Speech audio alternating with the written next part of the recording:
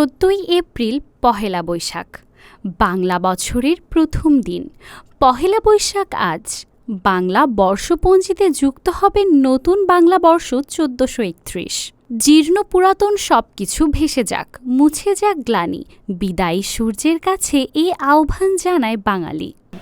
সকালে উঠে পান্তা ভর্তা খেয়ে রমনায় ঘুরতে এসেছি।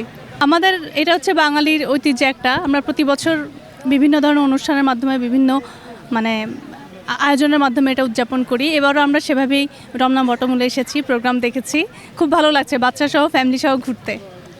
পহেলা বৈশাখ সব সংকীর্ণতা, কূপমণ্ডূকতা পরিহার করে উদারনৈতিক জীবন ব্যবস্থা গড়তে উদ্বুদ্ধ করে। মনের ভেতরের সব ক্লেদ, জীর্ণতা দূর করে আমাদের নতুন উদ্যমে বাঁচার অনুপ্রেরণা দেয়। আমরা যে বাঙালি, বিশ্বের বুকে এক গর্বিত জাতি।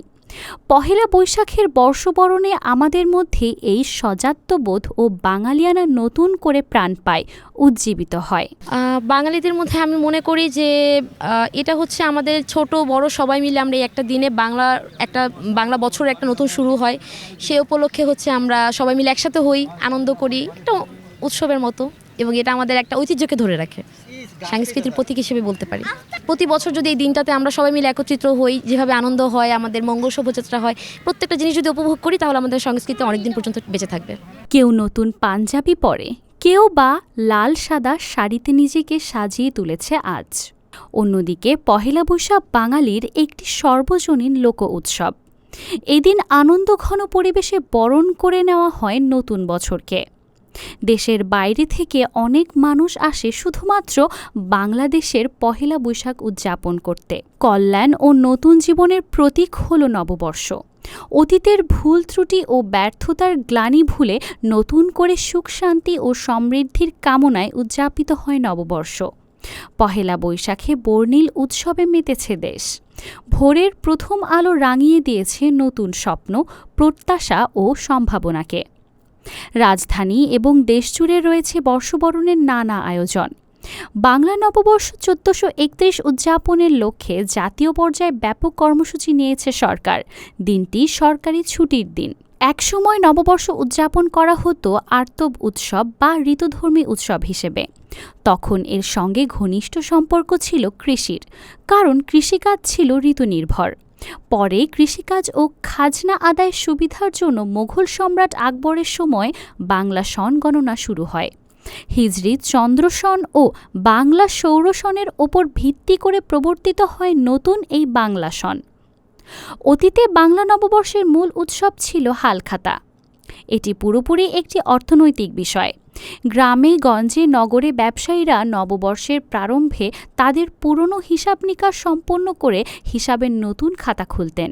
এই উপলক্ষে তারা নতুন পুরাতন খদ্দেরকে আমন্ত্রণ জানিয়ে মিষ্টি বিতরণ করতেন এবং নতুনভাবে তাদের সঙ্গে ব্যবসায়িক যোগসূত্র স্থাপন করতেন। চিরাচরিত এ অনুষ্ঠানটি আজও উদযাপন করা হয়। মূলত 1556 সালে কার্যকর হওয়া বাংলা সন প্রথম দিকে পরিচিত ছিল ফসলি সন নামে, পরে তা পরিচিত হয় বঙ্গাব্দ নামে। কৃষিভিত্তিক গ্রামীণ সমাজের সঙ্গে বাংলা বর্ষের ইতিহাস জড়িয়ে থাকলেও এর সঙ্গে রাজনৈতিক ইতিহাসেরও সংযোগ ঘটেছে।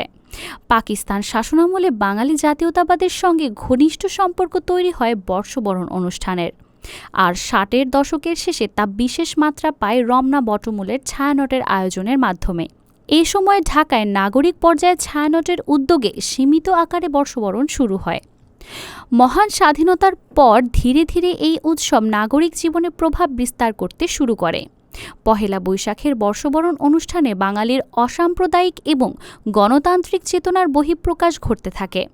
কালক্রমে বর্ষবরণ অনুষ্ঠান এখন শুধু আনন্দ উল্লাসের উৎসব নয়, এটি বাঙালি সংস্কৃতির একটি শক্তিশালী ধারক বাহক হিসেবে প্রতিষ্ঠিত হয়েছে। শুধু তাই নয়, উৎসবের পাশাপাশি স্বৈরাচারী অপশক্তির বিরুদ্ধে প্রতিবাদও এসেছে পহেলা বৈশাখের আয়োজনে। 1989 সালে ঢাকা বিশ্ববিদ্যালয়ের চারুকলা ইনস্টিটিউটের উদ্যোগে বের হয় প্রথম মঙ্গল শোভাযাত্রা। 2016 সালে 30 নভেম্বর ইউনেস্কো এই শোভাযাত্রাকে বিশ্ব সংস্কৃতির ঐতিহ্যের মর্যাদা দেয়। রিপোর্টার মানজু মাহফুজ নীলিমা, সবার কথা, ঢাকা।